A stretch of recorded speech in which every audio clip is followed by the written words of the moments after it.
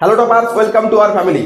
দেখো, আজ আমি তোমাদের মাঝে নিয়ে এসেছি হিস্ট্রি সাজেশন 2025 ক্লাস 9। দেখো, একটা কথা তোমাদের বলি, তোমাদের বুকের পাতায় জোর আছে, কেননা তা না হলে ক্লাস 9-এ তোমরা ইউরোপের ইতিহাস পড়তে পারতে না। তো তোমাদের ভিতরে শক্তি সামর্থ্য দুই আছে। দেখো, আর মাত্র আমাদের 15 থেকে 20 দিন এই ইউরোপের ইতিহাস পড়তে হবে। তারপর যখন আমরা ক্লাস 10-এ উঠে যাবো, ইউরোপ ইতিহাস আমাদের আর পড়া লাগবে না, আমরা তখন আমাদের ভারতবর্ষের ইতিহাস সম্পর্কে জানবো। চলো দেখা যাক ক্লাস 9-এর ইতিহাসের কোন কোন গুরুত্বপূর্ণ 4 নম্বরের প্রশ্ন তোমাদের জন্য রাখা আছে। দেখো, আমি এই প্রথম ভিডিওতে 1, 2 এবং 3 অধ্যায় নিয়ে আলোচনা করব এবং পরবর্তী ভিডিওতে 4, 5 এবং 6 অধ্যায়ের 4 নম্বরের গুরুত্বপূর্ণ প্রশ্নগুলো নিয়ে আলোচনা করব। তো চলো দেখা যাক প্রথম, দ্বিতীয় এবং তৃতীয় অধ্যায় কোন কোন 4 নম্বরের গুরুত্বপূর্ণ প্রশ্নগুলো রয়েছে তোমাদের জন্য। তো দেখো, প্রথম প্রশ্ন, আমাদের প্রথম অধ্যায়ের কি নাম? ফরাসি বিপ্লবের কয়েকটি দিক। এবং প্রশ্ন আছে কি, টিকা লেখো অভিজাত বিদ্রোহ, অর্থাৎ অভিজাত বিদ্রোহ সম্পর্কে তোমাকে বিস্তারিত লিখতে হবে। 2 নম্বরে আছে আমাদের কি, টেনিস কোর্টের শপথ। এই প্রশ্নটা খুবই গুরুত্বপূর্ণ তোমাদের পরীক্ষার জন্য। দেখো, বাস্তিল দুর্গের পতন, এই প্রশ্নটাও খুবই গুরুত্বপূর্ণ। 4 নম্বরে ব্যক্তি ও নাগরিকের অধিকার ঘোষণাপত্র কি?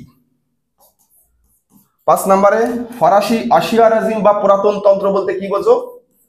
6 নম্বরে ফ্রান্সে বিপ্লব পূর্ব কর ব্যবস্থার পরিচয় দাও। 7 নম্বর ফরাসি বিপ্লবে নারীদের অংশগ্রহণ সম্পর্কে লেখো। এই প্রশ্নটাও খুবই গুরুত্বপূর্ণ। দেখো, এখানে আমি 3টে প্রশ্ন খুবই গুরুত্বপূর্ণ রাখলাম। একটা হচ্ছে টেনিস কোর্টের শপথ, বাস্তিল দুর্গের পতন এবং ফরাসি বিপ্লবে নারীদের অংশগ্রহণ সম্পর্কে লেখো। দেখো, নারীরা কিন্তু আজ কোনো পিছিয়ে নেই। 2025 সালে নারীরাই কিন্তু আমাদের ভারতবর্ষে কি করেছে, বিশ্বকাপ জয়লাভ করেছে। তো চলো, নারীদের জন্য একটা কমেন্টস নিচে লেখো। তারপরে আমাদের দ্বিতীয় অধ্যায়ের নাম কি? বিপ্লব, আদর্শ, নেপোলিয়নের সাম্রাজ্য ও জাতীয়তাবাদ। প্রথম প্রশ্ন, টিকা লেখো কোড নেপোলিয়ন। 2 নাম্বার, নেপোলিয়ন ছিলেন বিপ্লবের অগ্নিময় তরবারি ব্যাখ্যা করো। খুবই গুরুত্বপূর্ণ প্রশ্ন। 3 নাম্বার, ট্রাফালগারের যুদ্ধ। 4 নম্বর প্রশ্ন, মহাদেশীয় অবরোধ ব্যবস্থা বলতে কি বোঝো? দেখো, আমরা সবাই জানি, ইতিহাস আমরা পড়েছি সবাই দ্বিতীয় অধ্যায়ে, যে মহাদেশীয় অবরোধ ব্যবস্থার মাধ্যমে কি করেছিল নেপোলিয়ন? ইংল্যান্ডকে পুরোপুরি সারা পৃথিবী থেকে আলাদা করতে চেয়েছিল। তো দেখো, 5 নাম্বার, লাইপজিগের যুদ্ধ সম্পর্কে কি জানো? 6 নাম্বার, শত দিবসের রাজত্ব বলতে কি বোঝো? টিকা লেখো উপদ্বীপীয় যুদ্ধ। দেখো, দ্বিতীয় অধ্যায় থেকে মাত্র 7টি গুরুত্বপূর্ণ প্রশ্ন তোমাদের জন্য রাখা রয়েছে। তোমরা খুব সুন্দর করে এই প্রশ্নগুলো অবশ্যই রেডি করবে। নেক্সট, তৃতীয় অধ্যায়, 19বিংশ শতকের ইউরোপ, রাজতান্ত্রিক ও জাতীয়তাবাদী সংঘাত। দেখো, মার্ক কত? 4। প্রথম প্রশ্ন, টিকা লেখো মেটারনিক ব্যবস্থা। ভিয়েনা সম্মেলনের ন্যায্য অধিকার নীতি নিয়ে আলোচনা করো। দেখো, ন্যায্য অধিকার নীতি আমাদের আরো 2টো নীতি আছে, কিন্তু সেই নীতি দুটো আমাদের অতটা গুরুত্বপূর্ণ না।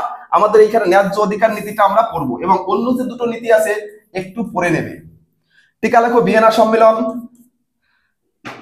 4 নম্বরে প্রশ্ন, জুলাই অর্ডিন্যান্স এর বিষয়বস্তু লেখো।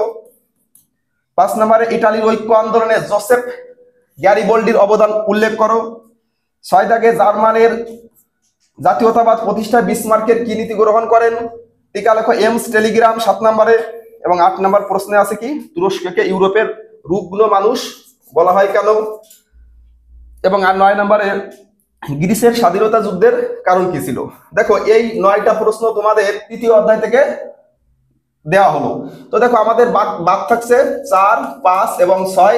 এই 3টে অধ্যায় থেকে পরবর্তী পার্টে এই প্রশ্নগুলো তোমাদের দেওয়া হবে। দেখো, আর মাত্র 15 দিন সময় আছে। যত খারাপ লাগুক, যত কষ্ট হোক, ইউরোপের ইতিহাস পড়তে সামনে আসছে আমাদের কি, ভারতের ইতিহাস। ভালো লাগাটা তার জন্যই রেখে দাও, কেননা এখন যদি পরিশ্রমটা না করো, পরে কিন্তু সুখের মুখটা দেখতে পাবে না। চলো দেখা যাক, তোমাদের জন্য ক্লাস 9 এবং 10-এর সায়েন্সেরও সমস্ত বিষয় এখানে ক্লাস করানো হয় এবং সাজেশন দেওয়া হয়। তোমরা যদি সেই ক্লাসগুলো করতে চাও, তাহলে ডেসক্রিপশন বক্সে লিংক দেওয়া আছে, তোমরা অবশ্যই সেটা ফলো করে দেখে নেবে।